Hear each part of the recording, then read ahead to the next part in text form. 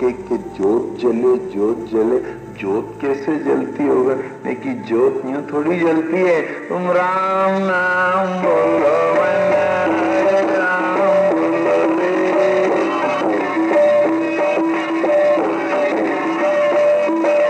राम नाम बोलो, हरे राम बोलो रे,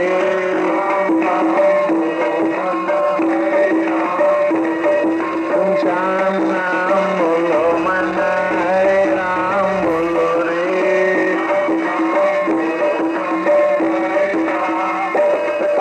बोल रहे हैं, ये नहीं कि नहीं बोल रहे हैं, बोल सब रहे हैं, पर जैसा बोलना चाहिए ऐसा नहीं बोल रहे हैं। और ये यही आफत आ रही है आज, ऐसा नहीं है, सब दूर आए, क्योंकि सिलवई हुई माचिस रे।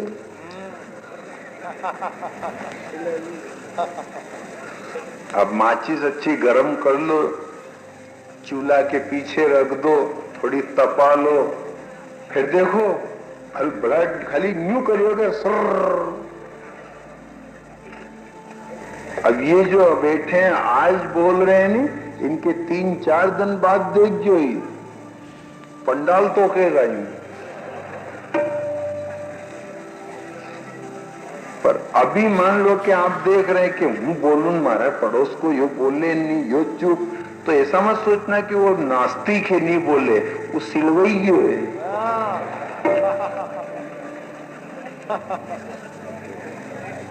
भले माचिस है, पर सिलवा जाने के बाद तो तुम भले उनका छलड़ा उड़ दो। युवा चेत वाली गरम होने दो, अभी तो माहौल गरम होगा, पंडाल गरम होगा, गांव गरम होगा, लोग गरम होगा, फिर चेहरा गरम होगा, फिर जीवान गरम होगा, और फिर देखना आप धड़ाका उठ जाएगा।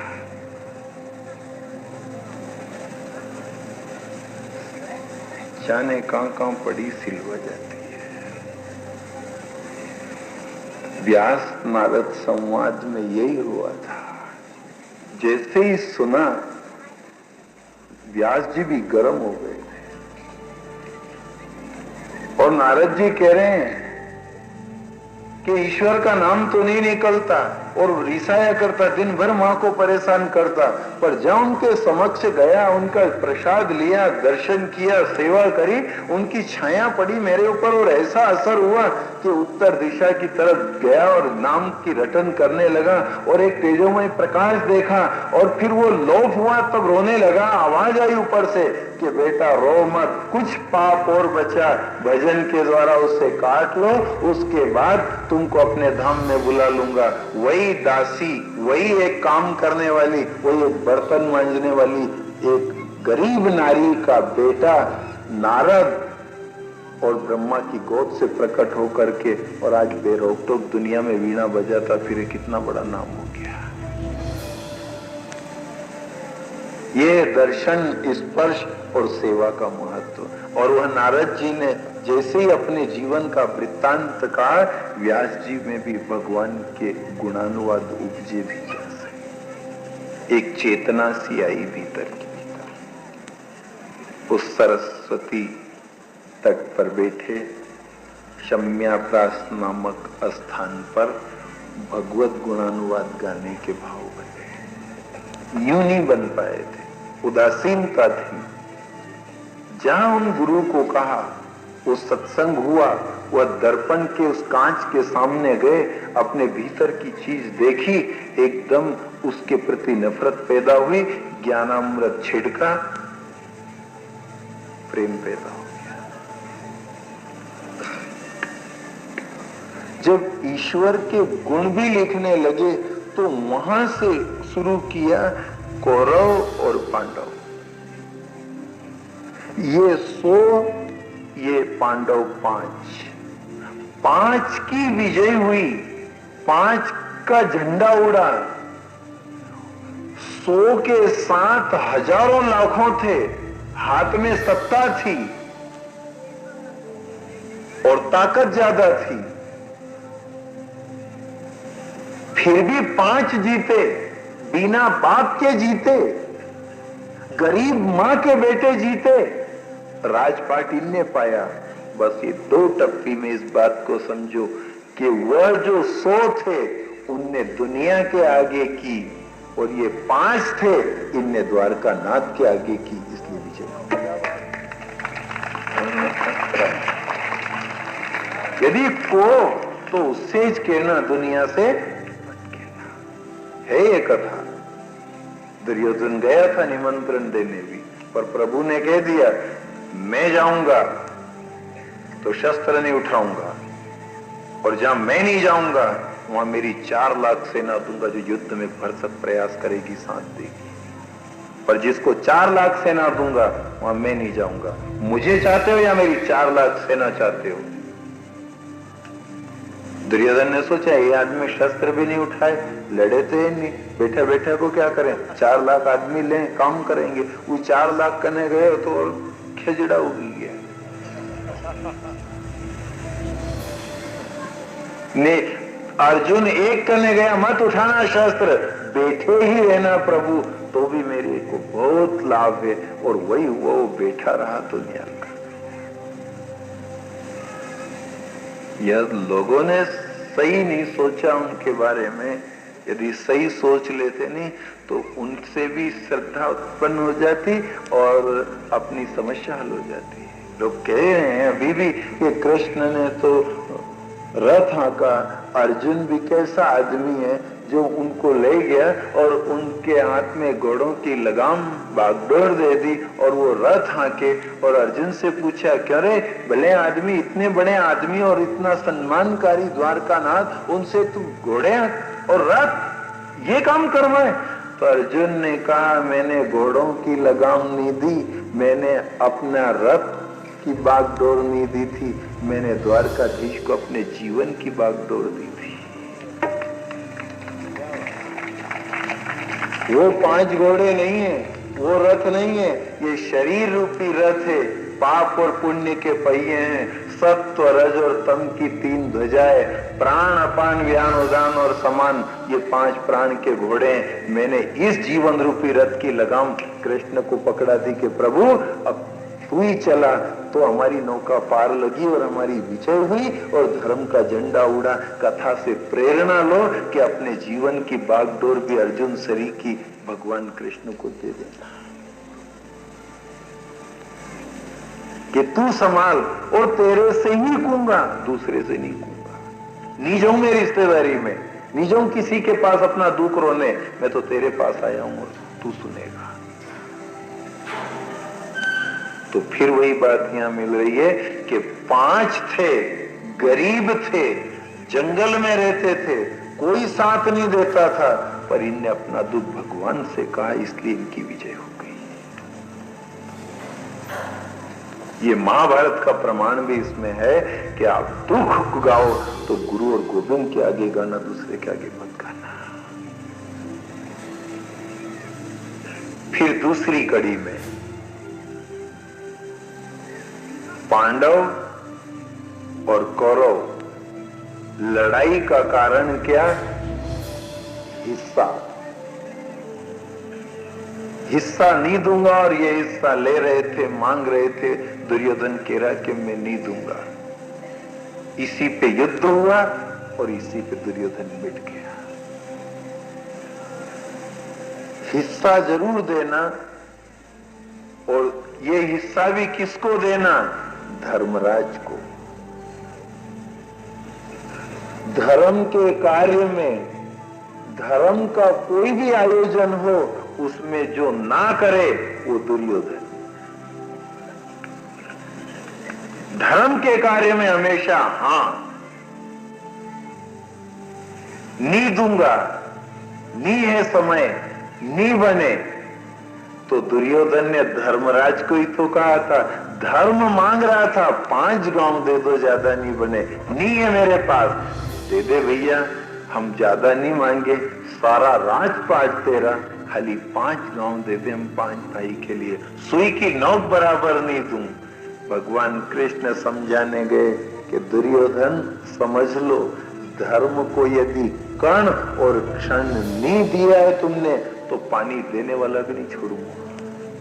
तो किसके लिए कमा रहा है? तू कहां कब्जा करके बैठा है? अंतिम संस्कार कौन करे?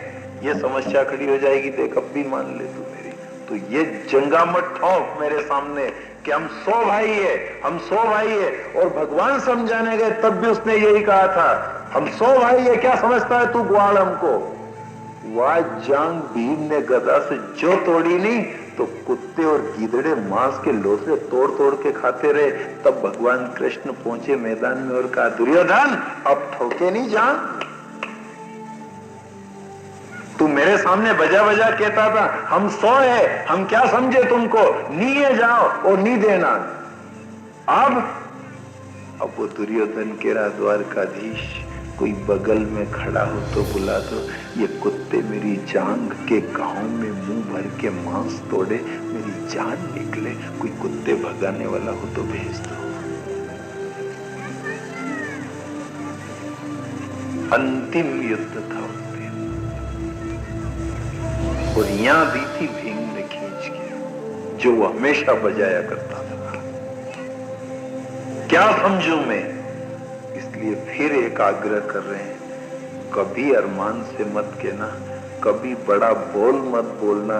क्या समझो मेरे को? भाई बहनों, बड़ा कोल खा लेना पर बड़ा बोल मत बोलना। आपको भगवान ने बहुत बड़ा बनाया है तो उसकी मौज है। भगवान और बड़ा बनाया आपको, हम भी शुभचिंतक है, पर बोल मत मार देना। क्या समझे? उसने 2 जगह बोल मारे थे। क्या समझूं ग्वाल, तेरे को क्या समझूं, 100 भाई है। द्रौपदी यहां बिठाऊंगा तेरे को भरी सभा में। वो बोलने ये घाव करा जंगा में, और लाश पड़ी, ताकत नहीं कि हाथ उठ जा और कुत्ते भगा दे। लोथड़ा सरी का लोथा था थोड़ा मैदान। ये है 100 भाई, ये है परिवार, ये है सत्ता। 18 दिन में रस्ते लग गई सब, खाली 18 दिन लगे, सब निपट गए। कहां की बड़ी बात करें।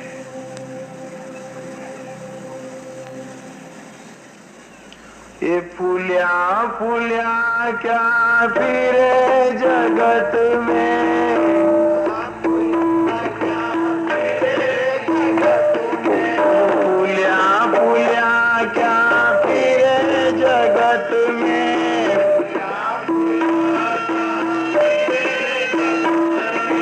झूठा ना तारे के मन तू मत पड़ रे उलझन में। झूठा ना के मन झूठा ना तारे के मन तू मत पड़ रे उलझन में।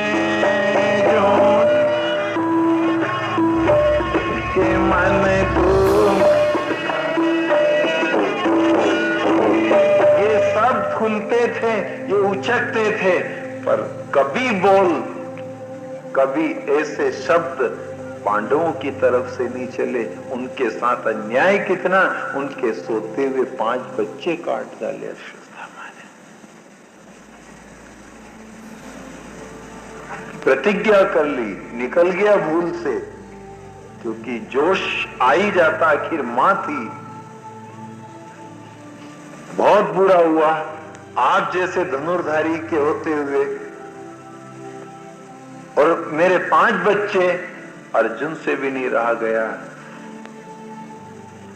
और उस समय प्रतिज्ञा हो गई कि जिसने इनको मारा है उनको काट करके माथा तेरे सामने लाके धर दूंगा। द्रौपदी भी कहे कि फिर माथा लाके धर दोगे मारने वाले का, उस पे बैठ के मेरे बेटों का तर्पण होगा। भगवान कृष्ण ने कहा, तुमने गीता सुनी है रे, बड़े बोल मत बोलो। कि क्या समझे अब, और ऐसा ही है तो अब करो। लाओ पकड़ के मुलजिम को देखा। जिसने तुम्हारे 5 बच्चों की हत्या करी, लाओ। और गए, ये कोशिश करी, शुरुआत भी हुए, ब्रह्मास्त्र छोड़ दिया उसने, इधर से भी ब्रह्मास्त्र। अब जगत जलने लगा, अब घबराया, अर्जुन भी घबरा गया, अब वो उधर से अश्वत्थामा भी घबरा गया। भगवान कृष्ण ने कहा अब निपटो दोनों तो। फिर इसने कहा प्रभु मैंने मार दूंगा, ने मैं मारूंगा, ने मैं माथा काट दूंगा, ने द्रौपदी के उस पे बैठ के तर्पण करूं। अर्जुन तूने गीता सुनी है, नैनम छिंदन्ति शस्त्राणि न हम दहति पावका, क्यों लाजे मारे। उन्हें दोनों कान पकड़ लिए, प्रभु न तो मैं मार सकता हूं न कोई मर सकता है, मैंने तो पहले सुन लिया, पर अज्ञानता की परत मेरे ऊपर आ गई थी, नहीं तो वास्तव में न तो कोई काट सकता न जला सकता।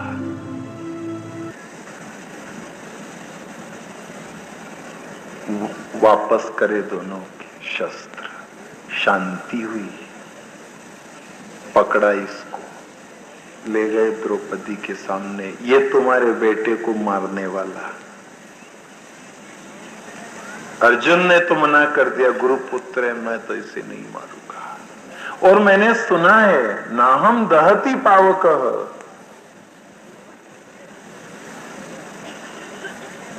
बस तो फिर मैं भी क्यों मारूं, मैं भी क्यों ऐसा गलत सोचूं। इसकी मां रोएगी जैसा मैं रो रही हूं, इसकी करनी इसके साथ। भीम कहे तुमने प्रतिज्ञा कर